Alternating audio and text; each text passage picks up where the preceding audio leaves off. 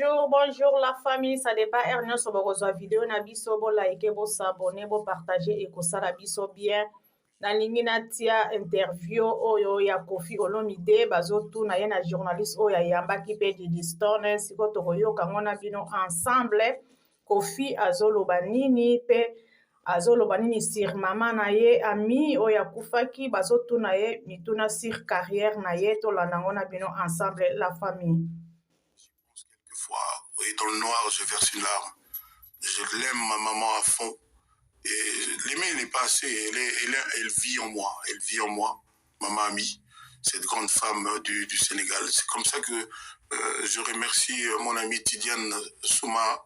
Pour ce qui me concerne, je ne suis pas le meilleur papa du monde. Sur quel plan, sur le fait que je suis beaucoup trop absent. Je ne vois pas mes enfants autant que j'aurais aimé à mon boulot. Et puis, partout au de circonstances de la vie, le contexte actuel est compliqué pour moi. Donc, j'en ai plus qu'un pincement au cœur. Mais j'aime mes enfants, je les adore, je les aime vraiment du fond de mon cœur. C'est eux ma force, tout ce que je fais, c'est pour eux. Ils sont basés à Kin, tes enfants? À Paris, là. Là, derrière chez toi, là. Sarcelles, Bromide. Voilà. Mais j'en ai à Londres, j'en ai aussi à Paris, mais pas à la maison. Donc tu dis, j'ai beaucoup d'enfants, j'en ai juste 11. En tout et pour tout. Une bénédiction. Voilà, merci. Quand même, tu es un enfant, un grand enfant. Toi aussi. Voilà. Voilà. C'est beau. Moi, je suis le bébé de ma maman. C'est ça, exactement, mon pao. Et parmi tous ces enfants-là, il y a Didi Stone. Ouais. Qu'on connaît un petit peu, qui défile ici et là. Elle a un visage familier. Moi, je sais que... Je lui souhaite la plus belle carrière qui soit. Moi, j'étais fan de Naomi Campbell. J'aimerais qu'elle fasse beaucoup mieux que Naomi Campbell. Et elle est douée. Elle est l'enfant de Koffi. Et c'est une enfant intelligente. Donc, j'ai confiance en elle, je prie Dieu chaque jour, quel que soit le contexte, hein, quel que soit ce que les gens peuvent imaginer, pour qu'il ne lui arrive que le meilleur dans son parcours. Tout ce que je lui conseille, c'est de ne pas aller trop vite, de ne pas se précipiter, de bien discerner et de faire attention là où elle met les pieds. Et c'est quoi ta relation avec elle? Parce qu'on sait qu'il y a quelques temps... Les relations de papa et de sa fille, point très bas. La relation dont on ne parle pas devant les caméras. Ouais. C'est parce que c'est personnel. Ouais. Ce que je dis, c'est déjà... Mais c'est bien, mais tu sais, encore une fois, tu sais, nous, c'est vraiment, c'est pas dans l'idée de laver le linge sale en public, pas du tout. Y a pas de non. Absolument, nous, ce qu'on veut, justement, c'est de comprendre, parce que toi, aujourd'hui, qu'est-ce que tu veux comprendre quand un papa te dit qu'il aime ses enfants? Mais c'est magnifique. Mais je te dis ça, Koffi, parce que, tu sais, aujourd'hui, tu as ton train de vie. Aujourd'hui, tu sillonnes le globe. Aujourd'hui, tu as tu veux savoir quoi? Dis-moi ce que tu veux savoir. Je te dis, aujourd'hui, toi, dans sa vie, est-ce que tu es impliqué? C'est ça que je suis en train de te dire. Vous savez, le plus important, c'est ce qu'il y a dans le cœur de l'homme. On a beau faire des grimaces, des gymnastiques, sauter des haies, c'est dans le cœur que ça se passe. C'est dans le cœur. Vous savez, souvent la bouche qui parle contredit le cœur. Souvent les gens, forcés par leur ego, par leur orgueil, disent des choses que le cœur regrette après. Voilà. Donc le plus important, c'est le cœur. Le cœur de l'homme doit être bon. Et moi, je pense pouvoir dire sans fausse modestie, les gens qui me connaissent bien le savent, je suis un mec franchement bien. Il m'arrive de me tromper et de fauter, mais je suis, tout compte fait, je suis un mec vraiment bien. J'aide les gens, je propulse les gens, je donne avec cœur, j'ai la rancune inexistante, je pardonne facilement. Et puis voilà quoi, donc voilà. Et j'aime mes copains, je les aime vraiment, mes amis, je les aime vraiment. Voilà. Et parallèlement à tout ça, tu excelles encore une fois dans ta discipline au pays, t'es adulé, les gens t'aiment. Habituellement on dit nul n'est prophète dans son pays. Moi je suis prophète dans mon pays. C'est vrai? Ah oui, vous savez, je sais pas, vous savez, quand tout le monde dans ton pays parle de toi, dans un sens ou dans l'autre, moi je trouve ça bien.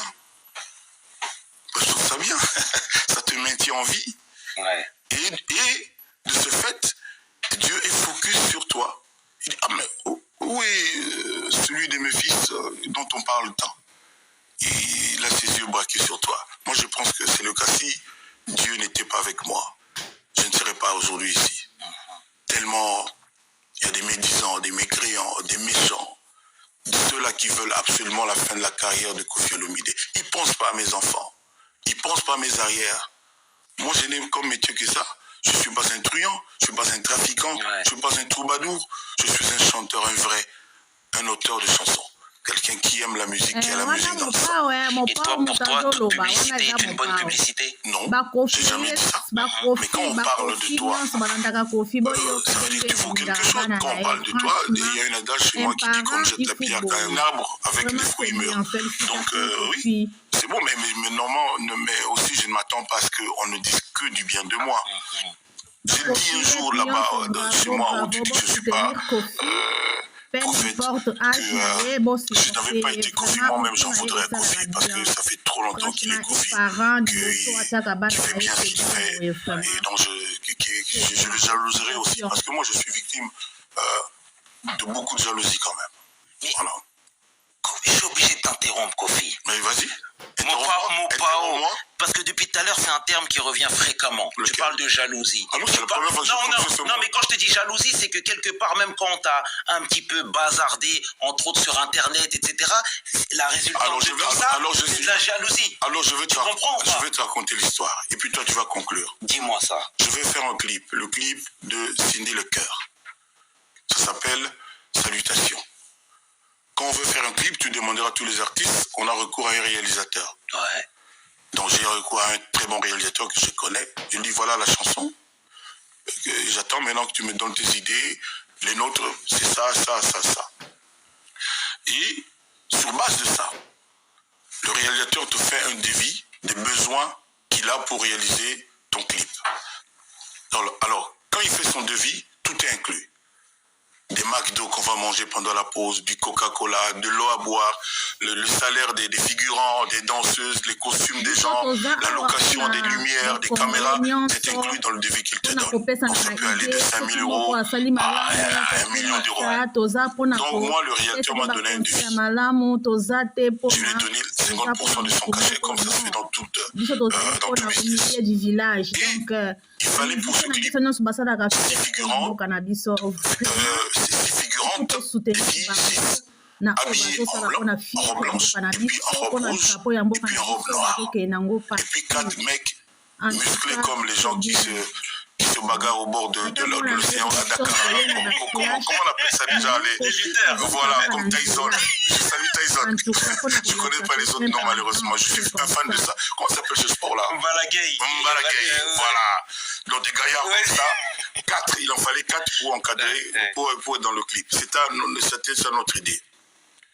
Et puis le réalisateur, dont je lui donne l'argent, avec lequel il est chargé de donner corps à mes idées sous forme de clip. J'arrive le jour du clip, un peu en retard, et je vois 3 filles et 3 mecs. Les filles habillées normalement, habillées, les garçons aussi, parce qu'on voulait les garçons habillés comme les garçons là qui dansent avec les stars. Là. Tu vois, bien musclés, avec des chemises blanches, ventre plat, pantalon noir près du corps. Ouais. Je vois 3 mecs habillés ordinairement. Ouais. J'appelle alors le réalisateur, je dis, mais pour les besoins du clip, on avait besoin de 6 filles, donc j'en vois 3.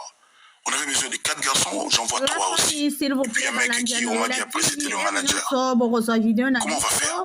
Il dit, oui, moi-même, j'ai dit au manager là que j'ai contacté, que c'était pas du tout ce que j'avais demandé. Moi, je voulais, comme tu viens de dire, 6 filles, tout ça, avec des tenues comme ça. S'abonner et en tout cas, pour moi, avec l'idée que nous, on a de ce clip, comme il n'y a que 3 filles, je préfère m'en passer. Comme il n'y a que 3 gars, on va surtout que les filles, les figurantes, c'était pas des danseuses, n'ont même pas les costumes. Parce que je lui ai posé la question, vous avez au moins les robes blanches? Non, ils n'avaient pas les robes blanches. À un moment donné, ils ont demandé d'aller chercher dans un magasin pas loin de là où on tournait. C'était dans le 12e. Et lui, on dit ça. Je me suppose qu'il va dire Ah, c'est sûr, parce que c'est lui qui les a contactés par le manager que non, c'est mort, si vous n'avez pas les critères, on ne peut pas faire avec vous dans le clip. Moi, donc, c'est pas mon affaire. Moi, je suis chanteur, c'est pas à moi de contacter les figurants, machin. C'est pas mon truc. Allouer les caméras, c'est donc lui. Donc, je lui dis, bon, écoute, on fait les séquences de Madame Cindy seule, et puis on continuera plus tard, le temps de trouver des figurantes dignes de ce nom. Et puis on continue de travailler, et puis vers la fin, il vient me voir, il me dit, tiens, le gars,